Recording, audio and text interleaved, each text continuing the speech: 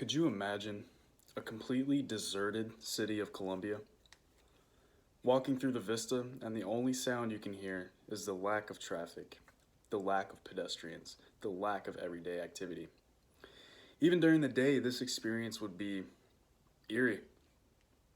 However, as the pandemic reaches its peak, it could be a reality for us, unless we do something.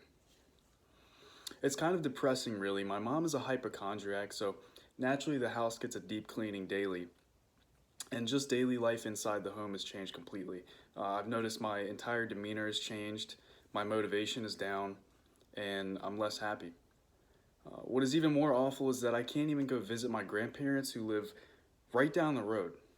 And it hurts because I know they don't have a lot of time left regardless.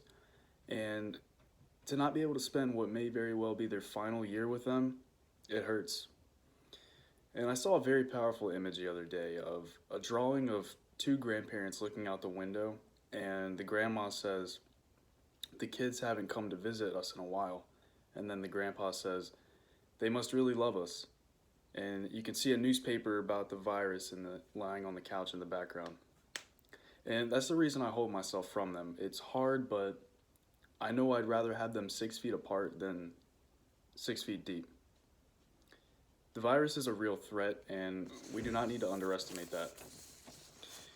Worldometer.info announced that the current number of infected globally is over 1 million, with 88,000 pronounced deceased, and that alone is 70% of the population of Colombia.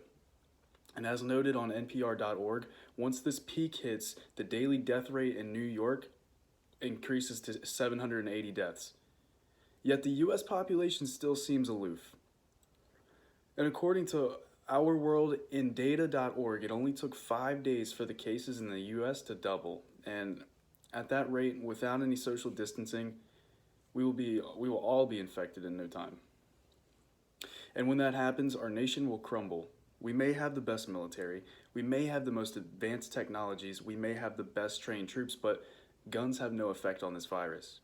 It is time to stop looking at the United States as an untouchable frontier and, quite frankly, start to become frightened. If we continue with this aloof attitude, the good people of the country will fall enslaved to natural selection. Because this virus has no feelings. It doesn't care who lives or who dies. I know this message may seem harsh and blunt, but we have to recognize that everything I'm describing to you can easily become a reality.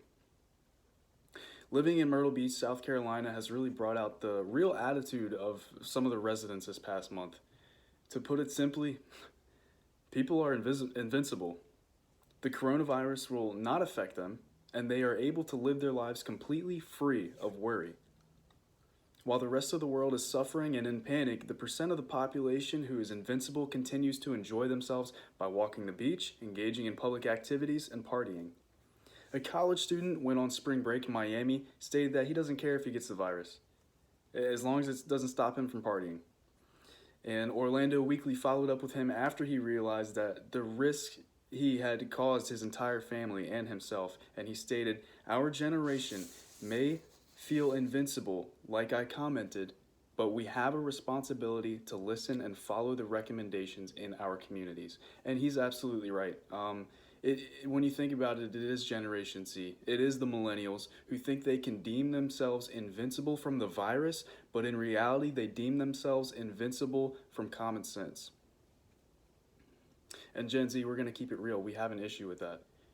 We were the rebellious generation, then we became the lazy generation, and now we're the generation without any common sense. And it's time to get on good terms. And it starts with this virus. We have to hold ourselves accountable and take these precautions to protect ourselves and our families from this pandemic. And if you still think you're invincible, you're not. In fact, among the first 20 cases accounted for in the United States, 4 of those were students or at the age of 20. Gen Z is famous for being the generation of vaping. I'm here to tell you, if you smoke or vape, you're 14 times more likely to develop a pneumonia, as stated on Scientific American. You're not invincible. And just keep this in mind. Everyone knows this is hard, to willfully isolate yourself. But remember that at the darkest hour of the night is when the sun begins to rise.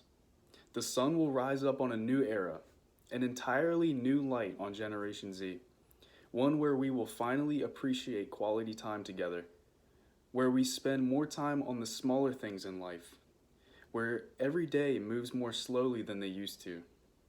An era where social anxiety is eradicated because social competition has been eliminated. Imagine the irony. One virus causes for the elimination of the bigger and more deadly virus of social anxiety. But only if we do our part today should we ever look ahead to that blissful possibility. What most of us don't realize is that social media is our most powerful weapon during this pandemic. Peer pressure still exists, no matter how subtle it may seem. All it takes is for you to tweet, #StayHome, and the peer that envies you will do the same. Do not underestimate your potential. Do not underestimate the impact you can have on people. And I leave you with this, Generation Z. Do your part, stay inside, encourage others to do the same. You can do it. You won't die. Do your part, and the year 2020 will be the year of the coronavirus and not the year of natural selection. Thank you.